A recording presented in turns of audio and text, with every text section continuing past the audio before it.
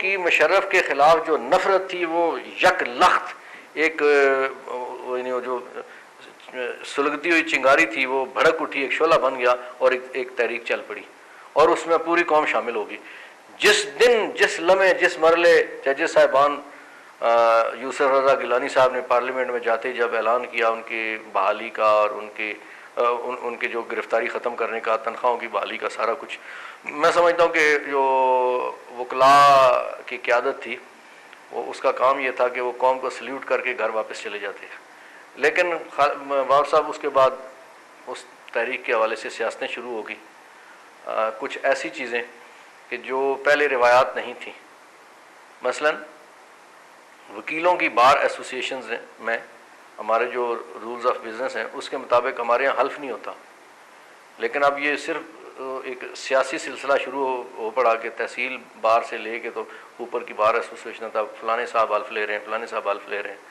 तो ये इन चीज़ों की वजह से जो उस वक्त एक माहौल बना हुआ था, ज़ाहिर है अदलिया जब बहाल हो गई तो लोग अपनी अपनी हर वकील की कोई ना कोई नज़रिया है, कोई ना कोई सियासी सोच है, कोई ना कोई सियासी उसकी जमात है, वो लोग अपनी अपनी सियासी जमातों में अपनी अपनी पोजीशनों पे वापस चले गए।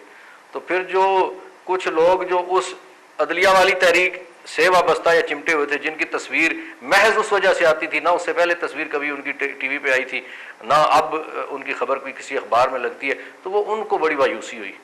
देखिए ना, वो एक फेज़ था और बड़ा आर्जी फेज़ था, वो गुजर गया।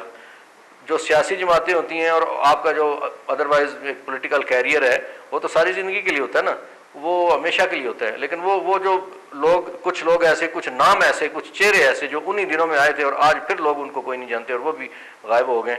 मैं समझता हूँ कि एक कुदरती अमर है कि आप सियासी जो मैदान है, सियासी मैदान में सियासी जमातें गर्म सर्द सब में मौजूद रहती हैं। माशाल्लाह आ जाए तब भी जद्दोजहद उनकी जारी रहती है। उसकी वजह ये होती है कि उनका एक प्रोग्राम होता है, उनका एक मंशूर होता है, एक एजेंडा होता है, कौम के लिए एक रास्ता उन्होंने मुंतखब किया होता है, जो जिसको समझ आती है उस सियासी जमात के मंशूर को पसंद करके उनके साथ चलता है। तो वो जो वकला तहरीक का एक इज्तिमा था ना जी, वो चंद हफ्तों या चंद महीनों के लिए था। अब वो बिखर गया है, इसलिए लोगों को मायूसी भी हुई कि कुछ लोगों ने ख़ास तौर पे, जो मैं समझता हूँ कि वकला क़यादत जो थी उस वक्त की, उनसे जो सबसे बड़ी गलती हुई, उनके हर बैनर पे लिखा होता था हम आइन और कानून की पासदारी के लिए और आइन की अमलदारी के लिए सारा कुछ कर रहे हैं, ये लिखा होता था ना। और जो ही उस डिक्टेटर को भगाने के लिए इलेक्शन का वक्त आया तो जो हमारी वकला क़यादत थी, वो जो इलेक्शन का मुखालिफ ग्रुप था, बाइकाटी ग्रुप था, उनके साथ वो चले गए और इलेक्शन का बाइकाट कर दिया। अगरचे मुल्क में 1% लोगों ने भी उनके इस बाइकाट वाली तहरीक को माना नहीं, लेकिन बदनाम हो गए। और मैं समझता हूँ कि लोगों ने उनकी उस बात को माना नहीं, जिसकी वजह से बेशुमार वकील जो इलेक्शन लड़ते MNA MPA बन सकते थे वो महरूम हो गए, वो असम्बलियों में नहीं पहुँच सकते, जिसकी वजह से लोगों का भी नुकसान हुआ, कौम का भी नुकसान। पर साहब अब हम सियासत की बात करते हैं। एक नुकता नज़र ये है कि कश्मीर का जो इलेक्शन है उसने पाकिस्तान पीपल्स पार्टी और मुस्लिम लीग नून को 90 की रिहाई में खड़ा कर दिया है। क्या हम ये देखते हैं कि दोबारा उसी तरह से महाजराई होगी, उसी तरह से बातें की जाएंगी और मुल्क में जो आगे मसाइल का शिकार है मजीद मसाइल का शिकार होने जा रहा है?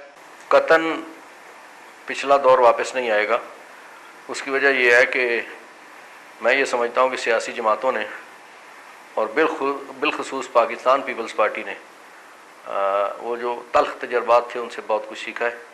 इसीलिए जो मिसाक जमहूरियत की तजवीज़ मोहतरमा बेनज़ीर भुट्टो शहीद की थी और उस पर जनाब मियाँ मोहम्मद नवाज शरीफ साहब ने भी मोहतरमा के साथ मिल के जो COD पे दस्तखत किए और उसके नतीजे में बड़े अच्छे समरात भी मिले। मैं समझता हूँ कि वो दौर कभी वापस नहीं आएगा।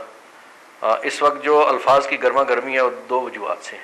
पहली वजह यह है कि कश्मीर में इलेक्शन हो रहे हैं। ज़ाहिर है सियासी जमातों को अपने अपनी जो उनके ग्रुप्स हैं या अपने अपने लोग हैं उनकी मदद भी करनी चाहिए और उस हवाले से अपना मंशूर एजेंडा भी पेश करना चाहिए। लेकिन गड़बड़ थोड़ी सी वहाँ से शुरू हुई कि जब मियाँ मोहम्मद नवाज शरीफ साहब ने कश्मीर, देखें ना इलेक्शन कश्मीर है, कश्मीर क्या डिस्प्यूटेड एरिया है और आज भी उसका एक अलग से हैसियत है उसकी। वहाँ होना ये चाहिए था कि वहाँ जाके वो सिर्फ कश्मीर की बात करते उन्होंने कहा जी हम यहाँ मोटरवे निकालेंगे, हम ये करेंगे, फलान देंगे। आपके इल्म है कि कोई सूबा, इस वक्त तो सूबे की हुकूमत में ना, आज अगर उनकी जमात वहाँ जीत भी जाती है तो उसको क्या, कहाँ से फंड दे सकते हैं? आया पंजाब के फंड कश्मीर में जाके लग सकते हैं? नहीं लग सकते। उसकी वजह ना वो आईनी कानूनी तौर पे दे सकते हैं और ना ऐसे फंड पंजाब के पास है। पंजाब खुद मकरूज़ है, खुद मकरूज़ है पंजाब। वफाकी हुकूमत से कर्ज लेके और इंटरनेशनल इदारों से कर्ज लेके गुजारा कर रहा है। वफाकी हुकूमत अलबत्ता उनको हेल्प कर सकती है और हेल्प करती है। सारा उनका जो बजट का खसारा होता है वफाकी हुकूमत पूरी करती है। कश्मीर के इलेक्शन को कश्मीर तक महदूद रखना चाहिए था। मियाँ साहब ने जिस दिन से वहाँ गए और बाकी लोग जा रहे हैं, अब कल तो शहबाज शरीफ साहब ने वहाँ तशरीफ़ ले गए और ऐसे ऐसे यानी गुमाश्ता का लफ्ज़ इस्तेमाल उन्होंने किया आइनी ओहदे के लिए। मैं समझता हूँ बड़े बड़े अफसोस की बात है। और फिर आपके इल्म है कि पिछले दिनों उनके एक वज़ीर कानून साहब राना सनाउल्लाह ने जिस हवाले से डॉक्टर बाबर रहमान साहब के हवाले से जो कुछ वाजिबुल कत्ल का फतवा दिया, अब ऐसी अगर वो गुफ्तगू करेंगे, ऐसा माहौल पैदा करेंगे तो कुछ ना कुछ तो जवाब तो आएगा ना जी। फिर ऐसा तो नहीं हो सकता कि एक साइड बोलती रहे और दूसरी साइड बिल्कुल खामोश रहे, ऐसा मुमकिन नहीं है ना। तो इसलिए उन्हें इसकी पहल नहीं करनी चाहिए थी। जरदारी साहब ने तो बड़े तहम्मुल से 3.25 साल उनके ताने, उनकी गालियाँ, उनके कोसने सारा कुछ बर्दाश्त किया। एक दिन उन्होंने एक मरले पे जवाब दिया और उसका इतना अब बुरा मनाया जा रहा है कि जनाब इनको तो चुप रहना चाहिए था, इसलिए कि ये सदर उसमें बैठे हुए। ऐसा नहीं है, वो भी इंसान है, वो भी एक सियासी जमात के शरीक चेयरमैन है और उनके मानने वालों की तादाद भी लाखों करोड़ों में है। आप किसी की दिल आज़ारी करेंगे एक हद तक बर्दाश्त किया जाता है ना, एक फिर लम्हा आता है कि एक मरला आता है कि फिर उसका जवाब आ जाता है। तो ये जो कुछ इस वक्त अल्फाज की गर्मा गर्मी शुरू हुई, इसमें मियाँ साहब की जमात की तरफ से पहल हुई और अगर जवाब में कुछ कहा गया तो ये इसका कसूर उनका ये जिन्होंने ये जंग शुरू फर्ज वालों कहते हैं देखें जी, मियाँ साहब जिन इश्यूज़ को कश्मीर के इलेक्शन में हाईलाइट कर रहे हैं वो इशू अपनी अफादियत खो चुके हैं। ये कहा जा रहा है जी करप्शन हो गई है, ये कहा जा रहा है जी कानून की हुक्मरानी नहीं है, जबकि दूसरी तरफ हम ये देखते हैं कि लोगों के मसाइल ज़रा मुख्तलिफ हैं। महंगाई है, अमन व अमान की सूरत हाल जो है वो मखदूश है, बेरोज़गारी है, जो लॉ एंड ऑर्डर की जो सूरत हाल है, दहशतगर्दी का जो मसला है, पाक अमेरिका ताल्लुकात हैं, तो ये इशूज़ हैं, इनकी तरफ वो नहीं जा रही। तो आप भी समझते हैं कि ये जो रियल इशूज़ हैं उनकी वो टच नहीं कर रहे हैं, बल्कि नॉन इशूज़ की वो सियासत कर रहे हैं। बिल्कुल दुरुस्त फरमा रहे हैं मियाँ साहब ने। यानी मियाँ साहब गुज़श्ता अदवार में उन्होंने कई दफ़ा अपनी पोजीशनें तब्दील की। एक तो ये लगता ये है कि पार्टी पे उनकी गिरफ्त कमज़ोर है और दूसरी बात यह है कि मियाँ साहब इश्यूज़ की सियासत नहीं करते। मियाँ साहब वक्त में जो देखा, एक तरफ से कोई शोर किसी इशू पे पड़ा तो वो 2 मई का वाक़या था, उस पर कमीशन बनाओ कमीशन बनाओ कमीशन बनाओ। एक कमीशन बना, एतराज़ किया ये होना चाहिए, सुप्रीम कोर्ट की राय लेनी चाहिए, सुप्रीम कोर्ट का हुक्म आ गया। अब फिर उन्होंने कहना शुरू कर दिया उस कमीशन को भी हम नहीं मानते। भाई आप किस कमीशन को मानेंगे? दिल्ली से आएगा जी, दिल्ली की सुप्रीम कोर्ट कोई हुक्म जारी करेगी। पाकिस्तान की सुप्रीम कोर्ट ने जिस जो हुक्म जारी किया और वफाकी हुकूमत ने जो एक कमीशन बनाया उसको भी आपने कहा कि मैं नहीं मानता। फिर मैं नहीं मानता, मैं नहीं मानता, ये उनकी सदाएं हैं। वो अपने अलावा किसी को भी नहीं मानते। मैं समझता हूँ कि ये कौम बड़ी समझदार है। आपके मीडिया ने लोगों को समझदार कर दिया है। लोगों के पास एक चैनल नहीं है कि जो उनकी तारीफ़ और तौसीफ़ करता फिरे और उसी को लोग मानेंगे। 20 चैनल है, लोग चारों तरफ सुनते हैं। इसलिए अब इस किस्म की बातें कि आप नॉन इश्यूज़ पे सियासत करें, लोग इसके मुतामल नहीं हैं।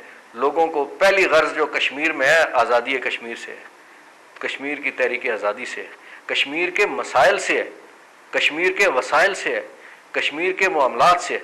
आपने पाकिस्तान की लाहौर की और इस्लामाबाद की जो सियासी जंग थी जाके मुजफ्फराबाद में और बाग में और मीरपुर में जाके शुरू कर दी, ये इंतहाई नामुनासिब। वज़ीर कानून पंजाब ने एक बड़ा बालों के नज़ीर अफसोसनाक और ताज्जुब खेज़ बयान दिया है वफाकी वज़ीर कानून, जो साबिक़ वफाकी वज़ीर कानून डॉक्टर बाबर रहमान साहब के मुतालिक है कि वो वाजिबुल कत्ल है। आप क्या समझते हैं कि इस किस्म के बयान अगर इतने ज़िम्मेदार लोग देंगे तो उससे क्या मुल्क में जो इंतहा पसंदी है, जो रवैयों में तलखी है, जो इस किस्म की जो सूरत है, जो अनारकी है, ये ज़्यादा बढ़ेगी नहीं? और ये जो सूरत हाल है ये जब नीचे तक आएगी तो वो ज़्यादा कत्लो गारतगरी, दहशत गर्दी और इंतहा पसंदी की सूरत में नहीं सामने आ सकती?